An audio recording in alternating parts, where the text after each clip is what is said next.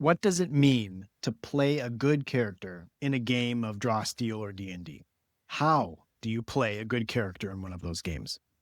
In this video, we will talk about first principles and best practices to playing a good character at the table, whether that's in person physically or over the internet. So, what's the first principle, the only principle to playing a good character? Be present at the table. The characters in the game don't get to take a break and walk away and check their phone. They are always present at the table, figuratively or literally, if they're at the inn having a pint. Be present at the table. And there are multiple reasons for this.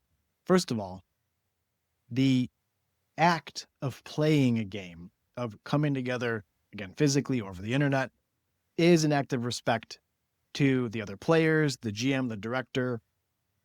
And so by being present at the table with them, you're showing them your respect. You are saying, hey, I'm about to make it worth our time. And if you are constantly checking your phone or spending more time checking your phone or walking away or doing something else, then you are being engaged and present at the table in the game, then that's kind of a slight to them. Or in other words, if you're going to do that, you could have done that at home. Why are you playing a game if you're not playing a game? Now, obviously, it's fine to take breaks. Our brains are not supposed to be 100% locked in on one specific thing for hours. Brains don't work that way. We're meant to do some deep work, take some breaks, and to vary it. So it's fine. I'm not saying 100% locked in all the time for 3 to 6 hours, however long your game session is.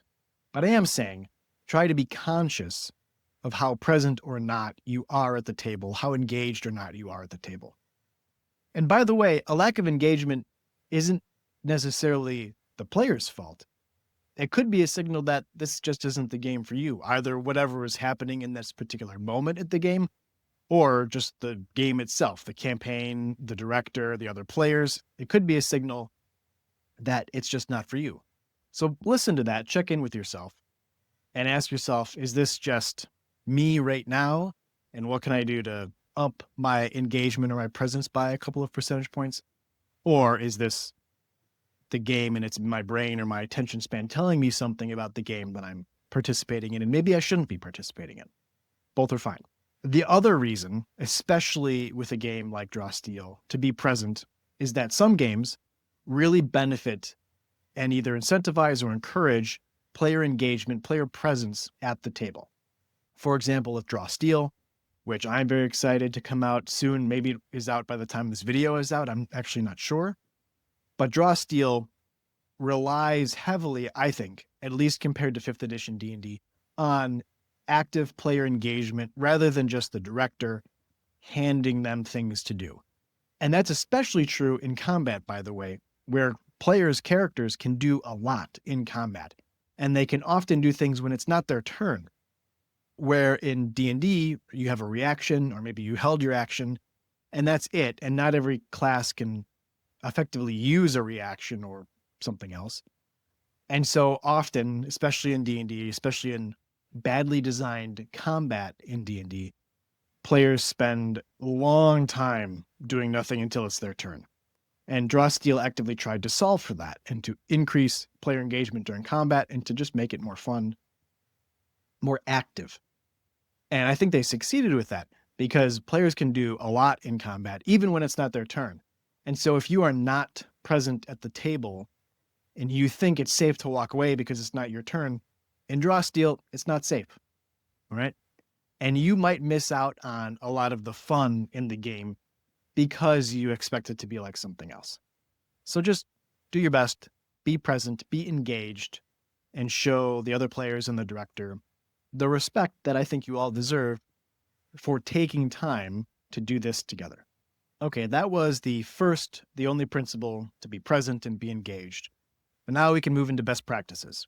And I'm going to move from perhaps most specific to most general, but also that might be less important to most important.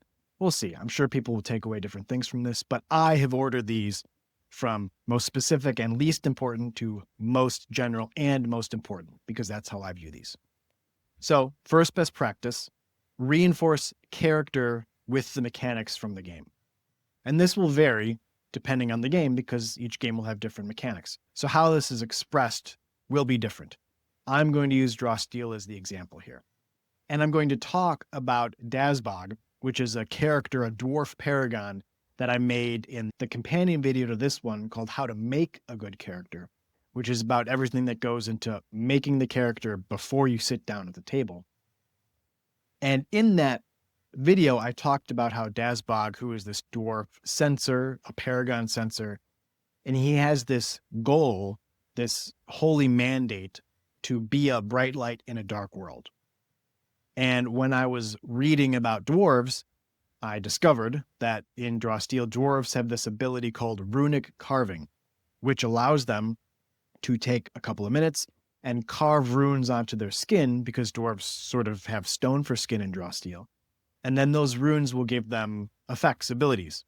And one of those runes that Dazbog could carve into his skin is light. He can activate these runes and make himself glow, essentially. And so that is the literal embodiment of be a bright light in a dark world.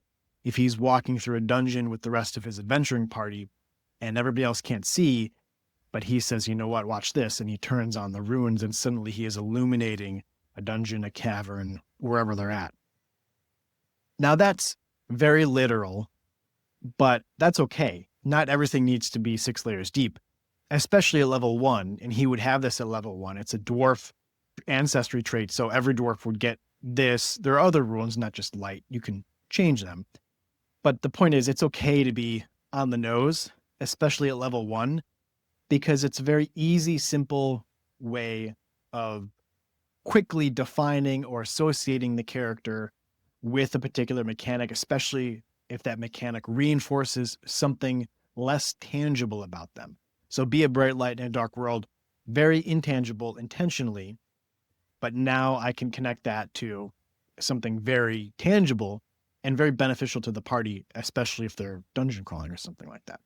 And there will be other opportunities to do this in Drawl Steel or in whatever other game you might be playing. So for example, also at level 1, Dazbog can pick one of his heroic abilities, and each character has access to these, but you have to pick typically one from a list of 3 to 5, depending on the level, I think. And so you can use these abilities to reflect or reinforce the character style, the character development that you want. And so what this means is that different sensors, even different paragon sensors, could play very differently because as they level up, they have selected different abilities. And you can't, go back, as far as I know, if I'm wrong on this, somebody correct me. But as far as I know, you can't go back and swap out abilities. And so once you make an ability selection, you're sort of locked in, I think. Now, maybe it's best practice or friendly practice to let players swap. But you can easily distinguish characters in Drawl Steel, even characters of the same class and subclass. And I really like that. So at level 1, Dazbog wants to be a bright light in a dark world. He is a paragon, which is something like a protector. At least that's my interpretation of it. And so the heroic ability I would take would be called, or is, Behold a Shield of Faith. Now we'll read this out.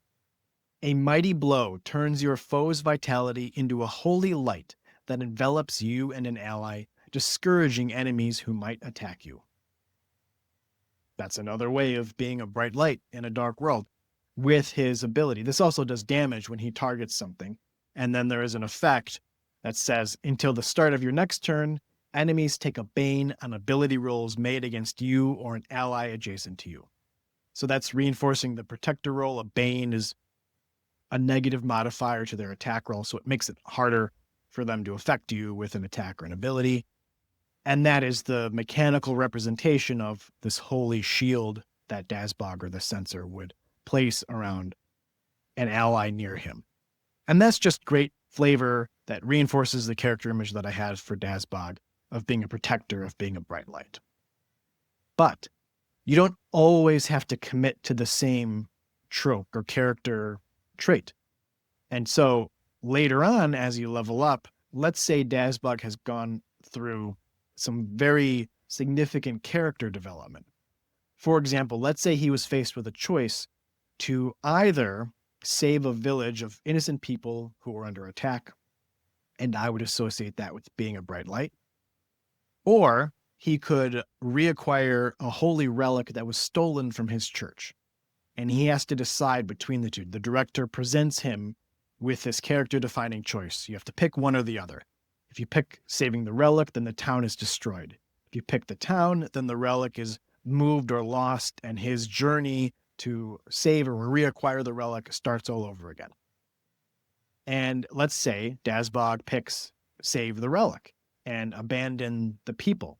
In my opinion, that would be sort of a turn towards judgment or vengeance rather than being a protector or a paragon. And so later on, when I'm leveling up, let's say I'm level 5, I now have the choice again to pick from a couple of different abilities. I might not pick the protector flavored ability. I might pick something that's a little bit more judgmental. And so this ability, which is a level 5, a sensor ability called Righteous Judgment, you amplify the power of your judgment. And it's an attack. It's a main action. It's an attack that does a lot of damage. And then the effect is until the end of the encounter, whenever an ally deals damage to a target judged by you, that ally gains 1 surge. In other words, this makes it easier for your allies to either damage or otherwise affect the same target that you have judged and damaged with this ability, so you can do more damage. And that would represent a flavorful pivot away from his initial be a bright light, maybe sort of naive viewpoint of the world to a more hardened, judgmental character. I don't know if that's actually the choice I would make, but I'm using this to illustrate how I have built into Dazbog different paths that he could take depending on how he reacts to very dramatic moments in a game that hopefully the director is presenting him with, or that I am creating myself organically through the campaign. I don't have to rely entirely on the director for this. And then you reinforce those decisions that you have made, those character decisions, with the game mechanic. And doing that can be very fun, very flavorful, and very powerful.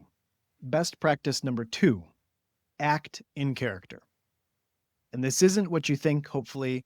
There's no reason to do a voice. I will never give the advice to do a voice. It's not required to make or play a good character, even if I have fun doing voices sometimes as a GM. Now, act in character really means 2 different things, one much more important than the other. And I'll start with the most important one, which is act in character. Literally, do what Dazbog would do. Right? Decide in character.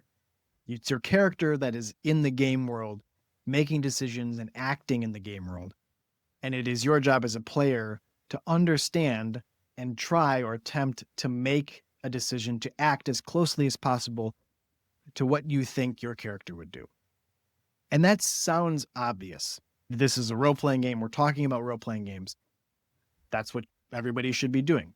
But obviously it's more difficult than that for a lot of reasons, and most of them are totally fine. First of all, especially for newer players, we often make characters that are sort of like ourselves, and that's just an easy way to play the game. Maybe it's our idealized self, maybe it's a past self, a future self. That's fine. I always make paladin-esque, like righteous, good heroes that are very charismatic and outgoing, because that's very fun for me to play. So I have a default character type that I play, and I think everybody has a version of that. Even experienced players who get much better at putting themselves in other characters, very different characters' shoes from themselves. But also, when we are faced with tense, dramatic moments in a game, it's very easy to make the snap decision. And usually that snap decision is what you would make, not what your character would make. And so most of the time, even though sometimes not acting in character can be a failure of the player, more often it's just human nature and how our brains work, because we want to make a decision. So we default to our sort of heuristics, how we view the world, how we're understanding the game we're playing. And that snap decision is just more what we would make, and maybe not exactly what the character would decide or how they would act. And so I always tell my players, or I try to tell my players, I don't know how often I do it, but I try to make the point, especially when it's a very dramatic or important, significant decision in the game, to press pause. If they feel like they need to stop and think about how their character would respond to a given situation, then they should do that. They absolutely should do that. It is not a bad thing to call time for the player or the director to call time and say, you know what, think about this, because this is a significant decision. And good directors should be doing this as well. If they know that this is a significant decision and maybe the players are not appreciating that yet, I've done that. Maybe that's giving away something, but I feel like it's important for the characters, it's important for the players to feel like they have made a good decision. So if they make a snap decision, act rashly, and then later on realize the significance of that action, and they feel like they weren't given an opportunity to actually think about it, that's not a great player experience.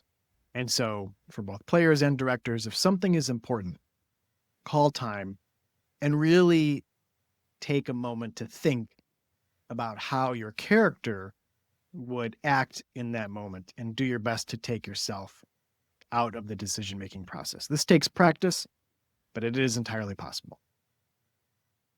Now, the second, much less important act in character piece of advice I have to give is to physically act in character.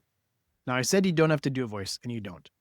But as a GM, mostly, I have gotten an extraordinary amount of value out of trying to physically embody the character. And usually I do that because I stand up when I DM. So I got a standing desk a year or two ago. And since then, I feel like my GMing abilities have increased because I find myself physically behaving or acting in ways that the character would. And that allows me to mentally inhabit that NPC a lot more. So for example, the wrong way. Phew. Okay. So I usually GM standing up. And like I said, I've gotten a lot of value out of doing this because it lets me hunch, roll my shoulders in, move my shoulders back, just physically inhabit a character a lot better than if you're sitting down. Also, piece of advice, if you're ever on an important phone call or an interview, stand up because you project your voice better. And so it's a lot more enjoyable. And I feel like a lot less stressful because when you're sitting, sometimes I feel like the only way you can express a character is through a voice. Now, obviously you can do some physicality sitting down, but it's much easier to do it standing up. And physicality, I think, is much lower stakes than doing a voice where you screw up once and you feel like a goof and then you're embarrassed and you never want to do it again. You know, physicality can be a little bit more subtle and you're less likely to get razzed by it or for it. So yeah, just try to be a little bit physical when you're embodying the character. I have found over 1,000 or so games that it helps a lot. Okay, best practice number 3. Talk to the other characters. In character. Don't have to do a voice, but talk to the other characters in character. During downtime or whenever you have a moment, take the time to inhabit your character and then ask other characters questions. Players or people love being asked about themselves. So why would a player character in a role-playing game be any different? And this sometimes I think people feel weird about this. Not everybody. Some players are actually very good about this. But it can feel a little bit weird, especially if you're new to a game like this. But actually calling time, or when there is downtime, when you're not in combat and you have a moment, you can just say to the GM or to the player, like, hey, I would like to have a conversation with you, with your character, in character. You can just say that. You don't have to weirdly ease into it. I mean, eventually it becomes natural. But it's fine to call out the moments you want to have. You don't know how they're going to go, but it's perfectly fine. It's encouraged, I think, makes the game better to very clearly mark, you want to have this conversation, you want to have that conversation. Not everything needs to be fluid in the moment, it's fine to press pause. As I said in the other best practice, it's fine to press pause on something and take the time to have a conversation. And having that conversation in character with other characters, especially as a way to practice sort of low stakes acting in character, can help both players understand their characters better, understand each other better. And sometimes actually you come out with some very fun little takeaways or interactions that then become either jokes or callbacks or threads. Maybe they're more dramatic and less funny threads that come up in a recurring manner throughout the game. Whereas if you didn't take the time to do that, if you were just acting as if the character was the player and you already know the player, and so why do I need to have a conversation with them? That's not, why did you make a character in the first place? And I should just make every character named Brian if I'm going to do that. And that's not fun. Why are we here if we're going to do that? So take time, talk to the other characters in character, and you might find a lot of fun and a lot of value from doing that. Best practice number 4, I think I'm on number 4, is know the why and the what in the moment. So in the companion video I made to this one, how to make a good character, I say that the most important thing to making a good character is that they have to care. And then you need to know why they care and what they care about. And those are really your inciting incident or the motivation. That's the why. And then the what are the character's goals. And I think it's important to not just make those in the character creation process and then forget about them, set them down. That is your character's motivation. The driving forces behind your character is the why and the what or what's. Usually you should have hopefully more than one, at least 2. But you want to know that. You can't forget that in the game. At the table, whether it's written in a notebook or on a sticky note on your computer or something, or you just get better at keeping it front of mind. To know that, to keep the why and the what front of mind as you're playing the game. And this is very powerful because it allows you, first of all, it makes it easier to act in character, back to an earlier point. And it also allows you to see or find opportunities to either pursue a goal or express your character's motivation that you wouldn't otherwise notice. Sort of like when you're reading closely in a book versus just skimming it, you pick out things that you otherwise wouldn't have. This is the same principle. By paying attention, being engaged, and knowing the why and the what in the moment, you can pull a lot more out of the game, or another way is to put a lot more into it, to make the game richer, because you are seeing things that you wouldn't otherwise see. And sometimes the director, the GM, will put a situation in front of a character because he or she knows that this is a very important moment for a given character. The GM should always know the why and the what of a character. And so good GMs, good directors will do this. But they can't do this all the time for every character. That would be impossible to do this in every encounter, whether combat or dramatic. But the players can do this more often than the director can, because as a player, you only have to think about the why and the what of your character. Now, obviously, you should know what those are, or at least what most of them are for the other player characters. But it's not your job to know and to be on the lookout for all of their whys and all of their whats in any given moment. Do it for your character, and you will find that you can see moments that you can step into and make significant, make more rich, and make more fun because you saw the opportunity to connect with that moment and with your character in a way that nobody else saw. And only you can do that as the player character. Okay, last one, best practice number 5, is to evolve. Or another way of saying this is to be consistent until you're not. Now let's go back to this earlier example with Dazbog and the decision between saving the relic and saving the town of innocent people.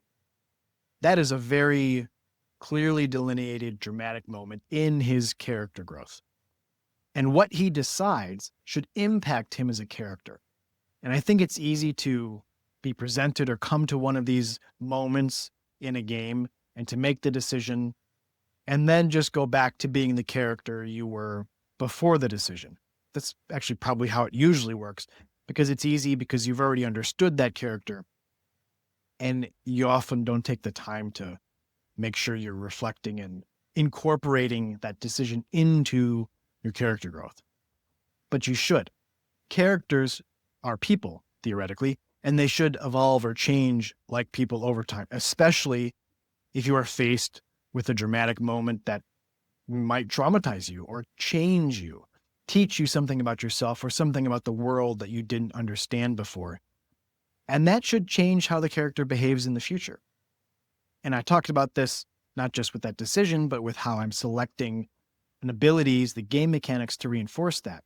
But I should also do that with Dazbog himself, with his character as the game progresses. So I shouldn't just pick righteous judgment and in combat act more as a spirit of vengeance than as a protector. But in character, when I'm acting as Dazbog, I should now reflect and act as if he is a spirit of vengeance and not a protector. I need to make sure that these decisions are getting rolled back into his character growth, and you iterate on these decisions over the course of the game, rather than just making a static character that exists as this character. And yes, you might make some mechanical decisions along the way and make dramatic decisions in character. All those are great. They're better than nothing. But to really take this over the top, to make an okay character into a great or phenomenal character, you need to actually reflect the character growth, the decisions that you've made in the future decisions that that character is making. That doesn't have to be binary either. So for example, the spirit of judgment, spirit of vengeance that Dazbog may become, maybe he doesn't want to be a spirit of vengeance. Maybe he wants to be a protector and he made that decision and then regrets it. That's a very interesting thing to play out, to incorporate, to think about as a player character. You make this decision, you decide, hey, you know what? I didn't like that decision. I feel like I made the wrong one. What does that mean? You make that mean something in the game, in the character. Dazbog regrets what he did, and now he has to make up for it. And now he has another goal that he has placed upon himself, another what that's driving him. Maybe that's a lie at that point. But he's now driven by something new that he places on himself. This is not something external. This is his regret driving additional character growth in a new, maybe unexpected direction. And doing this actually requires taking a little bit of time, whether you write about it or just think about it for 10 minutes after a game. It doesn't take long. But actually take a few minutes to think about what this means for my character, and then keep that in mind the next time you sit down and play, and look for ways of reflecting character growth, internal character growth in the actions that your character is taking. We've come to the end. I hope you enjoyed it. 1 first principle and 5 best practices about playing a good character at the table. If you feel like I left something out or misunderstood something, or just want to add your own best practice, drop a comment down below. I would love to hear that. I know I left out some things when it comes to being a good player. I was really focused on playing a good character. Those are subtle but different things. But drop your own lessons or advice that you give other players down in the comments. I would love to read them. And if you like this one, I mentioned that I made a companion video called How to Make a Good Character. You can check that out here. That's it. Thanks, everyone. Have a beautiful day.